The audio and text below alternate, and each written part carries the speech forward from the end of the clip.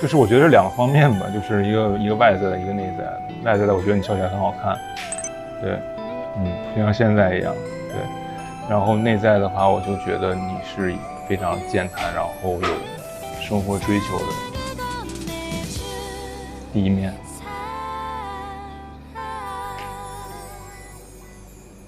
你觉得会有一些偏差吗？就是我不是很健谈的人，而且其实一开始就是我会有社交距离，会有保护壳。另外，我感觉你也是非常害怕去失去一些东西的。对，我因为害怕失去，所以不想拥有，不敢拥有。我觉得你的顾虑，我觉得在我看来，我肯定是明白的，但是，我肯定会尽我的可能去让你觉得，比如说打消这方面的顾虑。但是我觉得你就是很好啊。你对我的认知是不是觉得我是一个很自信的人？我感觉到了你可能会有一些，但是你努力展现出来的是一个非常乐观开朗的一个姑娘。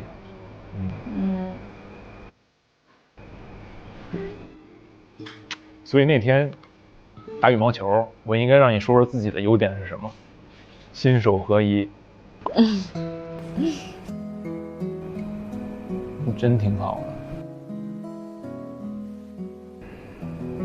你呢？你觉得我刚开始是什么样子？第一面。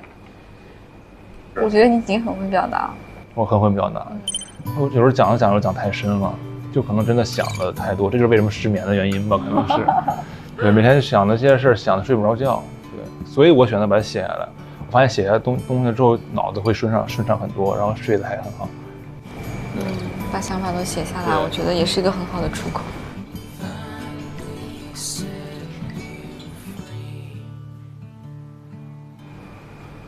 你的卧蚕还挺大的。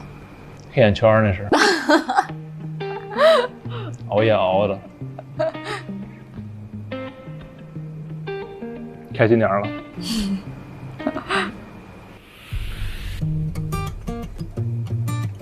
那么走吧。感觉是要到。哦。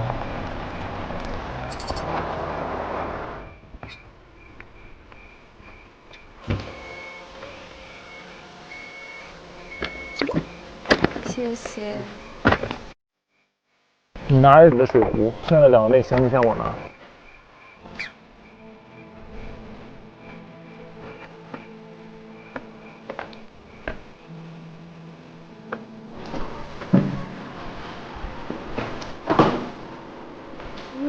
可以的呀。所以是。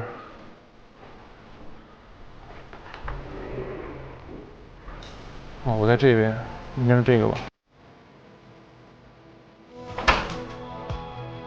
很不错，温暖温馨。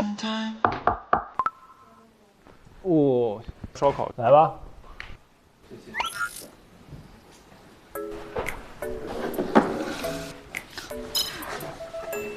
一到吃了，这表情马上就兴奋起来了，洋气起来了。哇，真挺香的。哇，突然饿了。本来不饿。真假的？真的，闻着味儿就饿了。先尝尝，悠悠。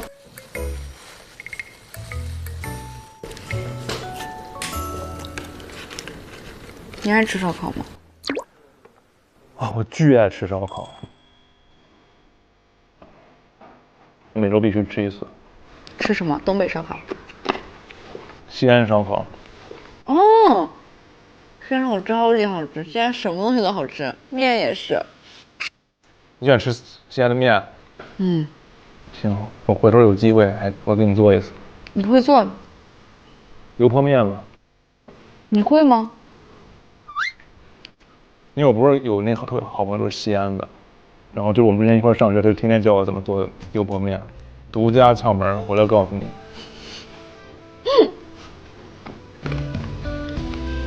你之前有聊过，你说你在感情中的期待是势均力敌，你觉得我怎么理解这句话？我觉得势均力敌其实拆解下来其实是三观的一致，然后处理事情的能力，彼此心里面的地位。你希望大家都要有处理事情的能力，处理问题的能力。但是你不是冷战型。我什么时候说我是冷战型？你说了呀。我说的是先要大家别那么着急，咱先静一静，先冷静下来，再去讨论这个问题。那你是会避免矛盾的人吗？我会，是吧？我会避免冲突和矛盾。你呢？我也是。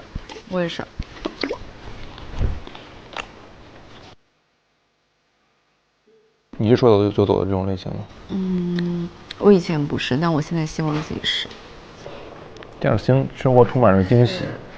我以前是做好精密的规划才会出门的人。那比如说啊，你做了一个非常完美的一个计划，自己每天看着都乐，说计划太好了，受不了了。我经常这样子，我经常看着自己的计划乐，真的。对吧？我就知道你这样，然后回来真到第二天啪下雨了，怎么办？我心情大糟糕，我会。对，你就是给自己安排的太满了，你有太大压力。万一他没按照你之前计划走，对呀，又不行，你就抓狂了。对啊，我抓狂，我真的会抓狂，所以现在我不想这样了。对啊，你就给自己松弛一点，别那么紧绷。我之前还有就看日出特别执着，我觉得就是日出比较难看到嘛，因为日落就比较轻松就可以看到，而且天气原因也是个很大的原因，就看不到日出会很失落。现在就算了，日落也挺好看的。日落也挺好看的，不一定是别人看不见的景是最好看的。干啥？就早点睡觉。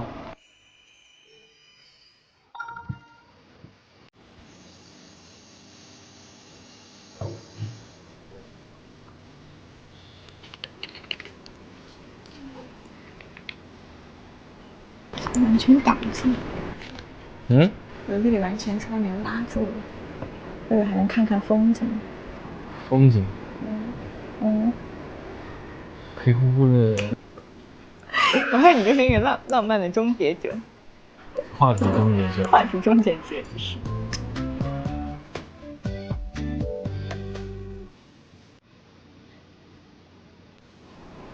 小声，这上面有花，什么花？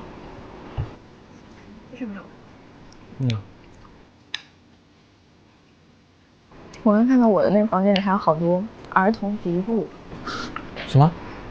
儿童读物。哦，读物。漫画书。我以为儿童读物是什么东西？读物。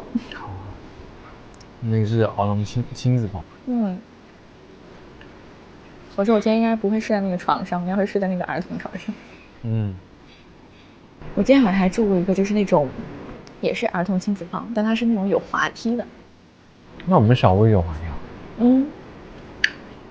所以你的房间长什么样？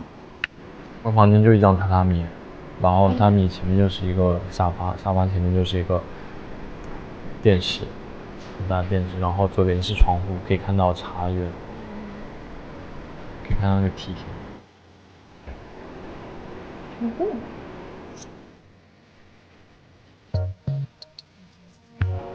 我还以为会去烧烤。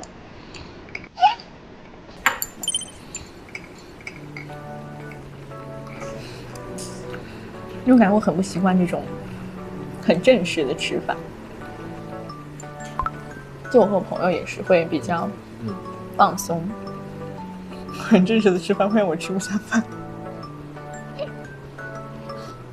没事啊，随便吧，我们也朋友一样吃就好。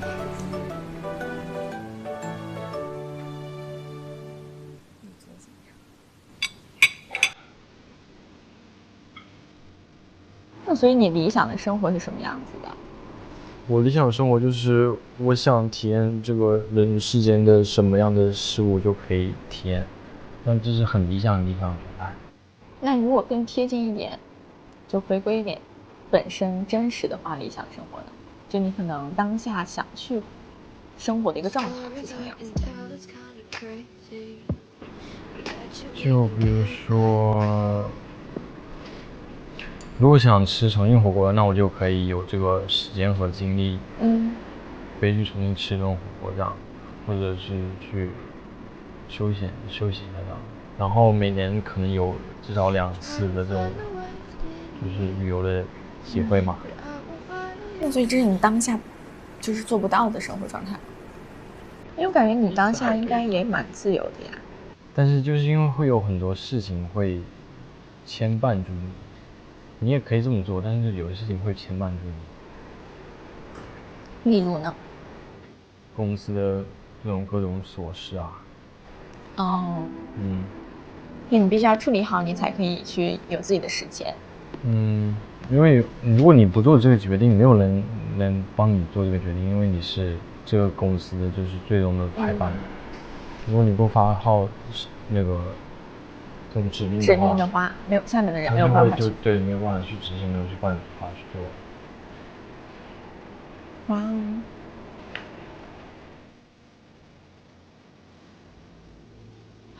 我出生的时候，你应该在上幼儿园啊。幼儿园。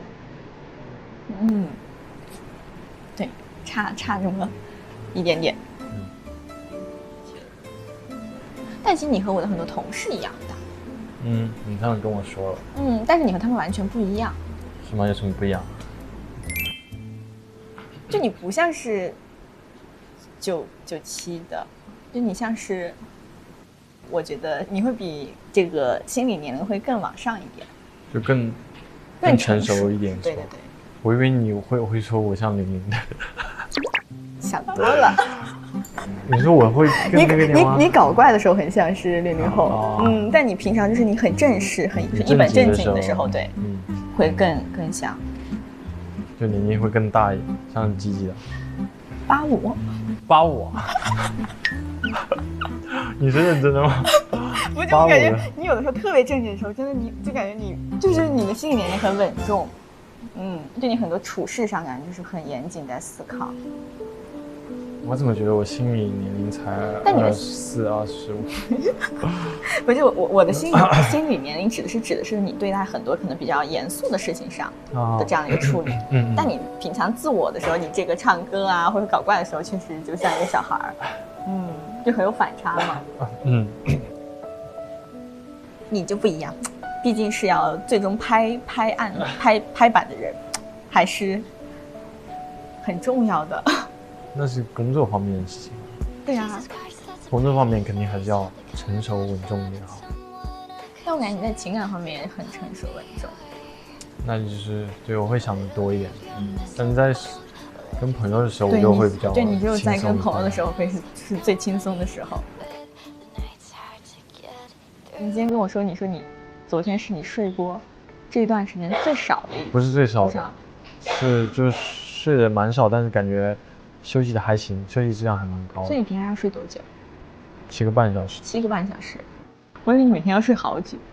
但我想的是昨天有练八段锦，我就想的就是以后每天睡前练一下八段锦，或者早上起来练一下八段锦。